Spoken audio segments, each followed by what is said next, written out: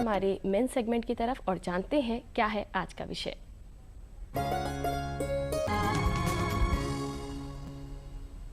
ज़िंदगी को बेहतर बनाने के लिए बेहद ज़रूरी है कि हम सही आजीविका का चयन करें और इसी से जुड़ा है हमारा आज का विषय, सही समय पर सही दिशा का चुनाव। और इस विषय पर हमें जानकारी देने के लिए आज हमारे साथ हैं प्रोफेसर दिनेश गुप्ता। सर, बहुत बहुत स्वागत है आपका हमारे कार्यक्रम में।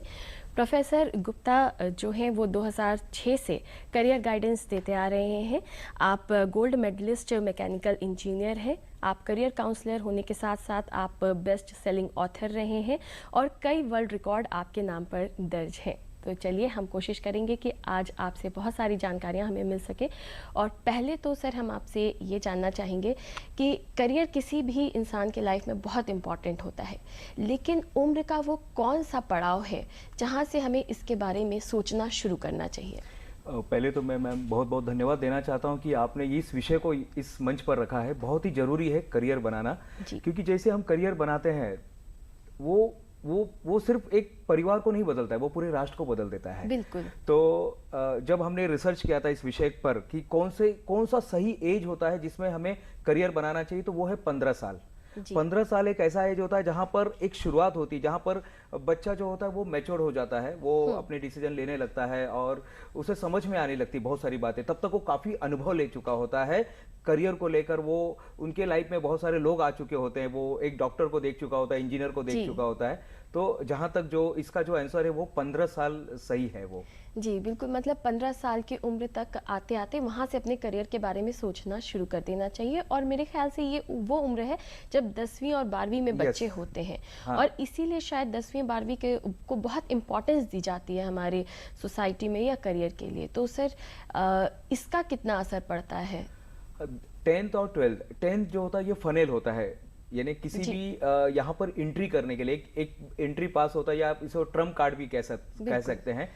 तो कहीं पर भी हमें जब करियर की शुरुआत करनी है तो ये 10th जो होता है ये बहुत ही महत्वपूर्ण पड़ाव होता है। लेकिन इसको प्रेशर लेकर नहीं करना है, जो आप अपना बेस्ट दे सकते हैं 10th में और 12th में वो करना है। मैं देखता हूं कि 10th और 12th को लेकर लोग इतना प्रेशर ले लेते हैं और काफी बाद में नुकसान हो जाता है।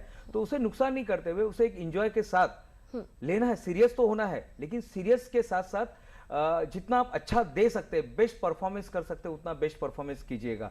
मैं विद्यार्थियों को यही कहना चाहता हूँ। जी, मतलब आप अपने 10th और 12th को गंभीरता से लें, लेकिन उसकी वजह से परेशानी में ना आए।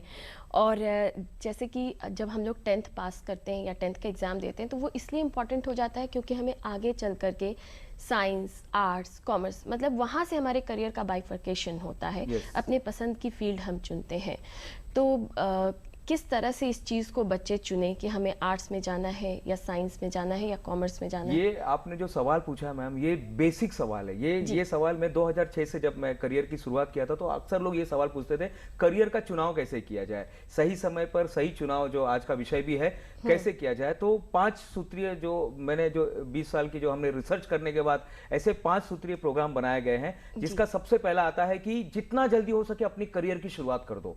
जितना जल्दी, मैं आपको 15 बोल रहा हूं, अगर 13 साल की उम्र में ही अगर आपको अपना लक्ष्य मिल जाता है, 12 साल की उम्र में अगर किसी विद्यार्थी को लक्ष्य मिल जाता है, तो मैं कहूंगा कि बहुत सही शुरुआत उन्होंने किया है। आप देखेंगे, जब हम देखेंगे हमारे सामने जो महान हस्तियां हैं, भारत रत्न सचिन तेंदुलकर साहब हैं, भारत रत्न लता मंगेशकर जी हैं, और ऐसे बहुत सारे आजू बाजू में हमें लोग मिलेंगे जिन्होंने अपनी करियर की शुरुआत बहुत जल्दी कर दी और वो बहुत जल्दी करियर की शुरुआत करके वो जल्दी आगे बढ़े हैं। तो 13 साल हो गया, 15 साल हो गया, तो सबसे पहले अपने करियर की शुरुआत जल्दी कीजिएगा। दूसरे नंबर पे आता है कि अपना खुद का एनालाइज कीजिएगा, स्वॉट एनालिसिस कहते हैं जिसे, SWOT। हर इंसान के अंदर एक स्ट्रेंथ दिया गया है, हर एक के पास एक शक्ति दी गई है, उस शक्ति का वो दोहन करे। उसके बाद उसके पास कुछ कमजोरी भी आ गई है, गलती से कुछ ऊपर से ऐसा लगता है कि जैसे आलसपना आ गया है, कुछ चीजों में वो अच्छा माहिर नहीं है, तो उसे वो भी एनालाइज करना है कि मेरे अंदर क्या कमियां हैं, मेरे अंदर क्या खूबियां हैं। फिर उसके बाद मेरे सामने कौन कौन से चुनौतियां हैं। कई बार ऐसे होते कि जैसे किसी को कोई विषय नहीं आता है, कोई मैथ्स विषय में उसका कमजोर है, तो उसके लिए वो चुनौती हो सकती है। और उसके बाद आता है स्ट्रेंथ, अपने जो अपॉर्चुनिटीज क्या है मेरे सामने। स्वॉट का जो आखिरी का टी है वो है अपॉर्चुनिटीज, ओ जो है वो अपॉर्चुनिटी के बारे में कि कौन कौन से अवसर हमारे सामने उपलब्ध है।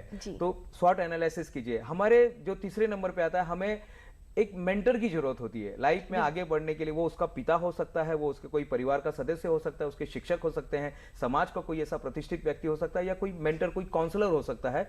तो हमारे करियर का चुनाव जब करने जाते हैं तो एक मेंटर को मिलना भी बहुत जरूरी होता है। उसके बाद अगर आप करियर का चुनाव कर लेते हैं तो कोशिश ये करना है, माइंडसेट ये करना है कि उसमें मेरा कुछ तो अलग योगदान होना चाहिए, कुछ तो मैं नया कर सकूं। जैसे कोई इंजीनियर होता है तो इंजीनियर बहुत सारे लोग होते हैं, लेकिन एक इंजीनियर होता है वो हमेशा कुछ इनोवेटिव सोचता है, कुछ नई बातें वो समाज के सामने लेकर आता है, वो सोल्यूशन देता है। और आखिरी में जो आता है कि हमेशा आपको माइंड को शांत रखना है। करियर चुनाव करते समय अपने मन का शांत रखना बहुत जरूरी है। जैसे अभी आज बताया आपने कि पोषक ये महीना चल रहा है, तो योग करने का जो आप बताया गया, तो योग से भी कई बार हमें अपना लक्ष्य मिल जाता है मेडिटेशन करने से। तो मैं यही कहूंगा कि ये 5 बातें हमेशा याद रखिएगा। जी, बहुत अच्छी बात कही आपने। और अगर आप इन 5 बातों को ध्यान में रखेंगे तो आपके लिए आसान हो जाएगा सही दिशा में सही कदम बढ़ाना। और इससे जैसे कि अभी ये जो बहुत मुश्किल दौर हम लोग देख रहे हैं कोरोना का, तो इस टाइम पे क्या हो गया, ये सारी संसाधन जो है हमारे वो लिमिटेड हो गए हैं, सारी सुविधाएं लिमिटेड हो गई हैं, हम फिजिकली जाकर उतना लोगों से नहीं मिल पा रहे हैं। तो इस टाइम पे कई ऐसी जॉब्स हैं जिनके अभी क्लोज़र भी हुआ है, लेकिन कई अपॉर्चुनिटीज़ भी आई हैं।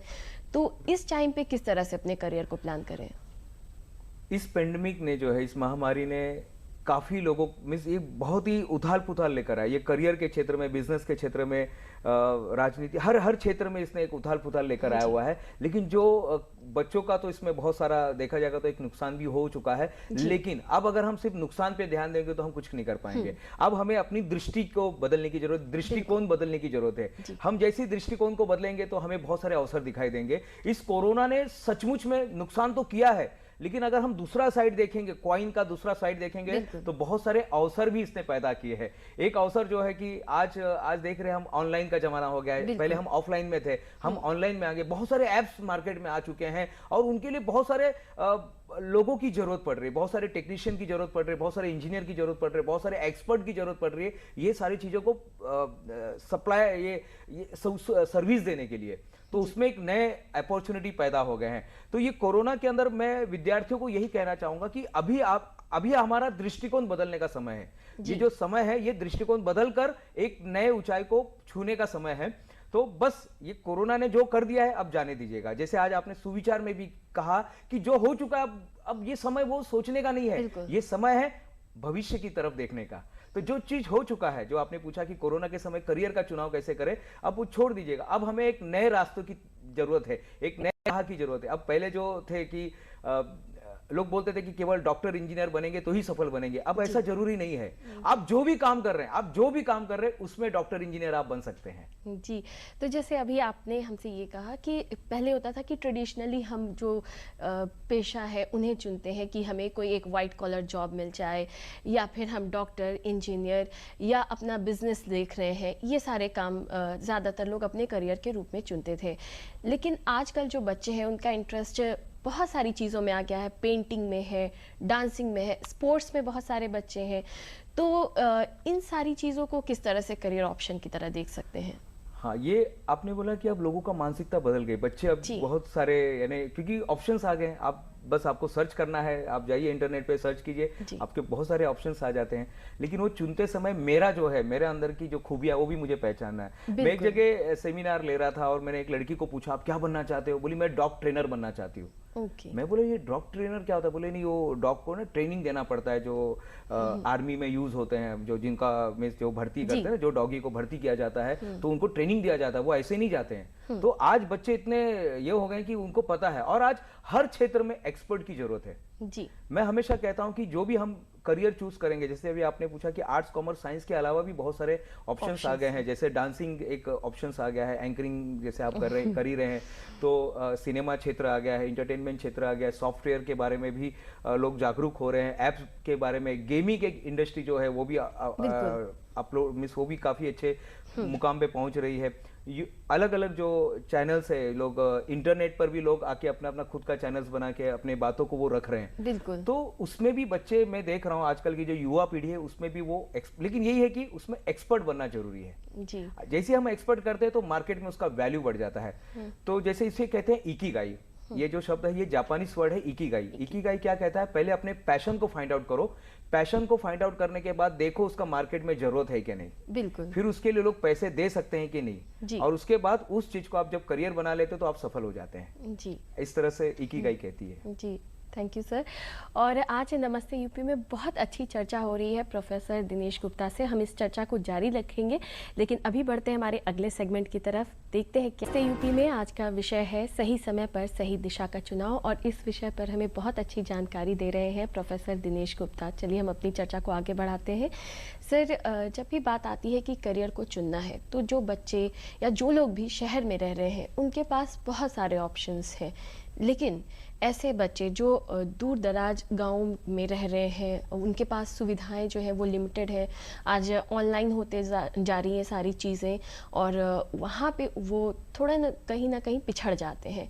तो वो किस तरह से अपने करियर को सही दिशा दे सकते हैं? ये मैम, ये सवाल जो है ये हमारे देश के लिए है, ये पूरे देश जितने लोग हमें देख रहे हैं।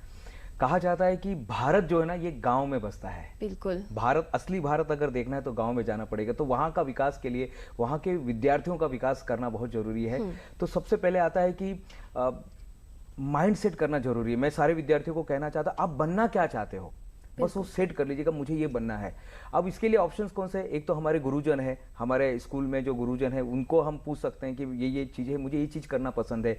दूसरा, एक फेयर लगता है, प्रशासन की तरफ से फेयर लगाया जाता है जिसे कहते हैं करियर फेयर। हर गांव में ये फैसिलिटी दी गई है। तो ये प्रशासन की तरफ से एक बहुत अच्छी सुविधा है बच्चों के लिए कि जहां पर बच्चे आते हैं और उनको मार्गदर्शन दिया जाता है। तो उसे चूके ना, उसे कभी छोड़ना नहीं चाहिए। जब भी आपको मिलता है, जब भी मौका मिलता है, उसको अटेंड करना जरूर कीजिए, उसको अटेंड कीजिएगा। इंटरनेट तो है ही हमारे पास, गूगल जी तो है ही वो, लेकिन उसी के साथ साथ सबसे इंपॉर्टेंट है कि अपना खुद का एनालाइज कीजिए। क्योंकि मेरे ख्याल से जो गांव के जो विद्यार्थी उनके पास समय का बहुत सही वो उपयोग कर सकते हैं, क्योंकि वो बाकी ऑब्स्टिकल चीजों से वो अपने आप को बचा सकते हैं। यहाँ पर जिस तरह से शहर के विद्यार्थी बहुत सारी बार ऐसा हो जाता है कि वो बहुत सारी चीजों में अटक जाते हैं। तो यहाँ पर एक अच्छा उनके मौका मिलता है कि वो खुद की खोज कर सकते हैं, खुद का एनालाइज कर सकते हैं।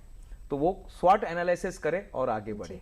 मतलब वहाँ मन भटकाने की चीजें कम है। हाँ। बिल्कुल।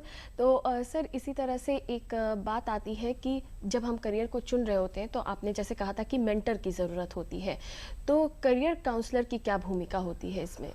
आज की तारीख में बहुत जरूरत है करियर काउंसलर की। पहले ऐसे थे कि ऑप्शंस कम थे, यानी 10th के बाद आपके पास 3 या 4 ही ऑप्शंस थे। अब ऐसे नहीं, अब 10th के बाद आपके पास 2000 ऑप्शंस हो गए, 12th के बाद 200 ऑप्शंस हो गए, ग्रेजुएशन के बाद 20 ऑप्शन हो गए, और जब आप पोस्ट ग्रेजुएशन कर लेते तो केवल 2 या 3 ही ऑप्शंस रहते हैं। तो ये 2000 जो है ना, ये 2000 आपके सामने जो ऑप्शंस आ जाते हैं, तो उसमें से मेरे लिए जो महत्वपूर्ण क्या है, तो उसके लिए हमें कहीं ना कहीं एक ऐसे मेंटर की जरूरत पड़ती है, एक ऐसे काउंसलर की जरूरत पड़ती है कि जो हमें सही रास्ता बताए कि मेरे लिए क्या इंपॉर्टेंट है। तो काउंसलर जो है कुछ सवाल पूछते हैं, कुछ उनके पास टेक्निक्स होते हैं, वो सारा हम जब वो पास करते हैं, वो टेस्ट को जब हम पास करते हैं तो कहीं ना कहीं हमारे एक अप्रोक्सीमेटली रिजल्ट हमारे सामने आ जाता है। तो काउंसलिंग अगर करा लेते हैं तो बहुत अच्छी बात है जी।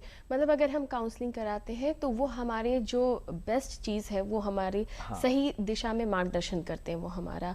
सर, जितनी भी बातें हमने की, इन सब में ये हो रहा है कि हम एक करियर को अच्छी दिशा देने की कोशिश कर रहे हैं, अपने पसंद का करियर चुन रहे हैं।